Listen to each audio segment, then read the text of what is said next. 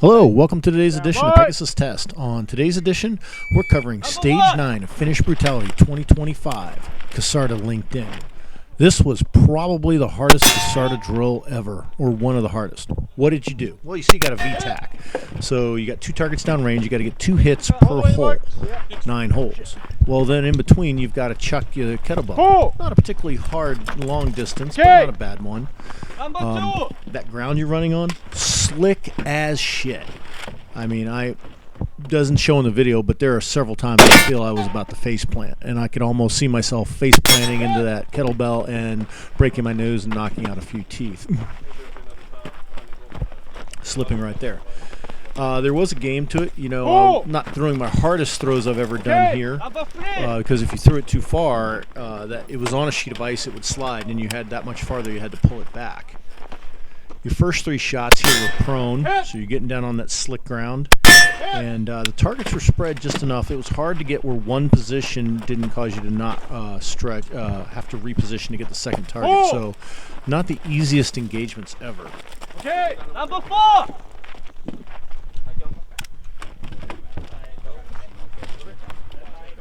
And yeah, these slots on the VTAC are not the easiest ever, but on the icy conditions, a little worse.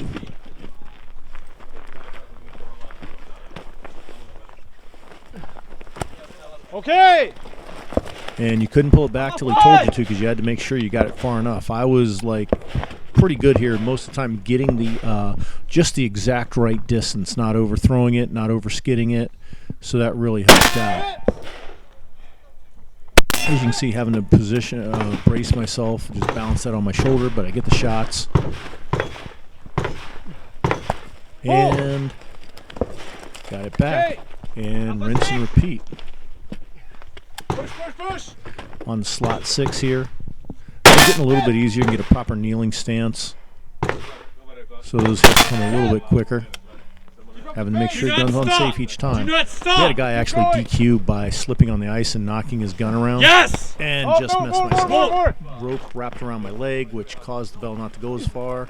And then I already started pulling it back. Keep breathing. This right here probably cost me at least 1 shot, as you'll see later on.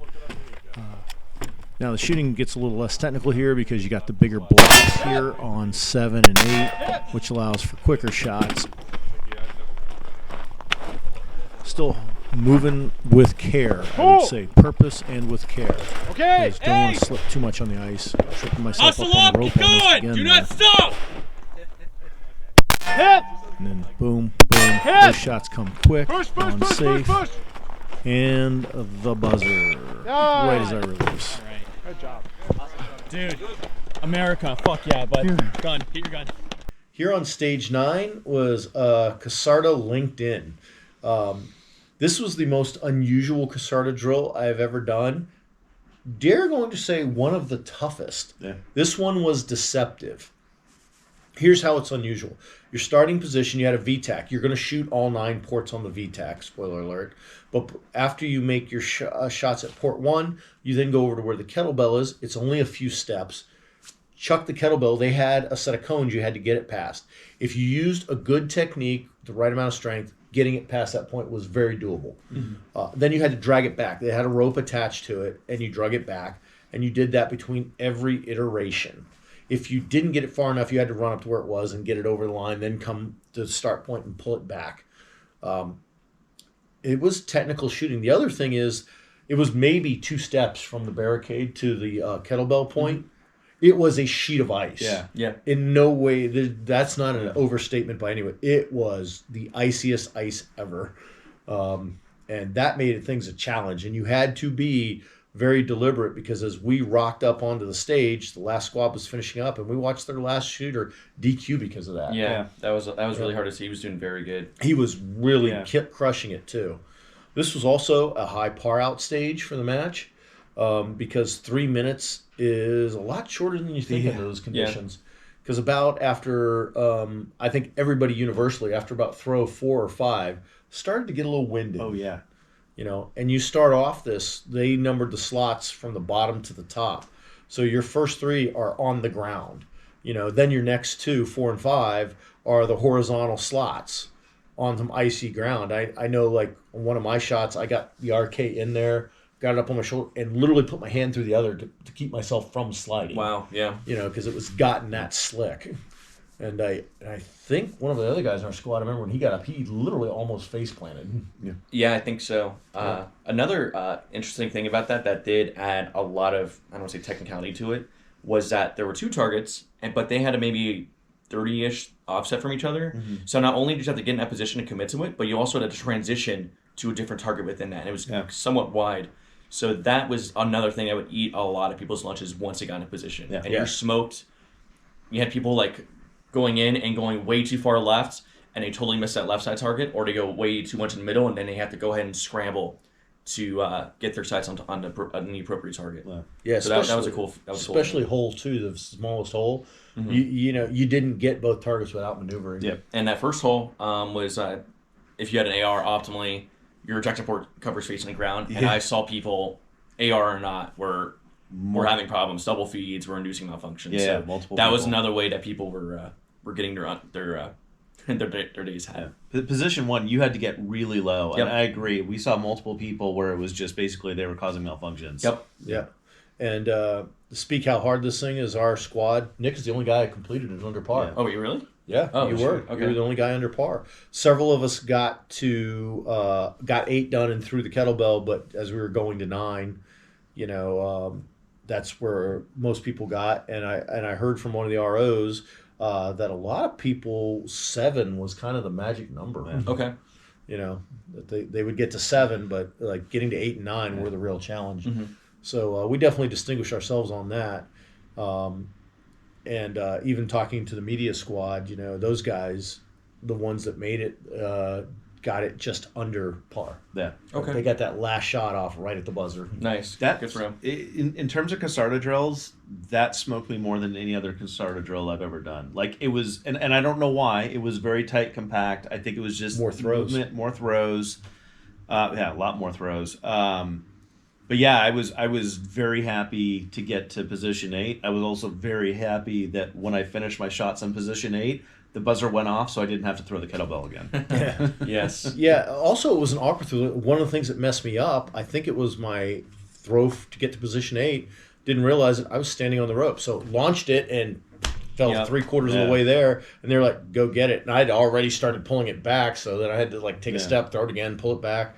That probably cost me 1 shot on 9. Yeah. And just for the stupid thing of having my foot on the damn rope. Also, because you were not moving forward, you didn't get any of your body momentum into the throw. It was a pure strength throw. That for tossing kettlebells and doing kettlebell stuff, that's kind of a thing I'm quite into. And for like the traditional Kasarda drill of like throwing for distance and specifically for speed. The way I throw it in terms of like basically just not winding it but just hiking it. I didn't do that, and I did change throughout my stage because there was an ice factor in there. So if you were able to just get enough of a good x-axis movement, the ice would have carried you through. So you didn't need to throw as much strength into it. Yeah. But not to say you had to have good strength and at least some level of cardio to kind of push through that too. What was interesting too is you say that is we saw multiple people on their first or second throw Overthrow it. it. That's exactly and what I did. It went past the mark and then just Slipped. kept sliding, and then they had to like reel it in. Like if you got it right and you got right on the line, you could take one hand and just sort of like yank it as you're walking back, and it would cross the line. Yeah. And those guys had to reel it in. Yeah. Yeah, that was the thing. That it wasn't a brute straight through. You had to think this one through. Yeah. It wasn't just chuck it and go. You had to think it The through. strength and the shooting are part of a balanced brutality. Yeah. If you will. Yeah. That's why I say this is one of the toughest too, because in an average Kasarda drill, if you get consistent good throws, it's 6 throws over 50 meters. It's 6 throws because your last one will always just be short and long. It's just it's like in the physics rules or something. So you're going to have 6 throws with your 6 probably being an easy one. This one, you were doing it 8 times. You had to do. There was no way you yeah. could do less than 8 times. So yeah, the gas came on early because usually when you're doing it and you're moving the 50 meters forward in a traditional Kasarda, right about throw 4, you're starting to questioning life, you Yeah. know, and you're really hoping when you make that 5th throw that it'll roll over the line, and it never does. Yeah. You know, but that last throw is just annoying because it's the most 2 meters, Yeah. and you're like, why do I even have to get up to get back down again to throw it? Right. But it was 8 full throws required. So that's why I say this one was probably one of the hardest Kasarda drills they've ever had. Definitely among my favorite. Oh, Yeah. Favorite, shout out without a that. doubt. Yeah. Without a doubt. We hope you found this coverage of Finnish Brutality 2025 Stage 9 Kasarda LinkedIn helpful and informative. Please comment, like, and subscribe. And tune in tomorrow for Stage 10.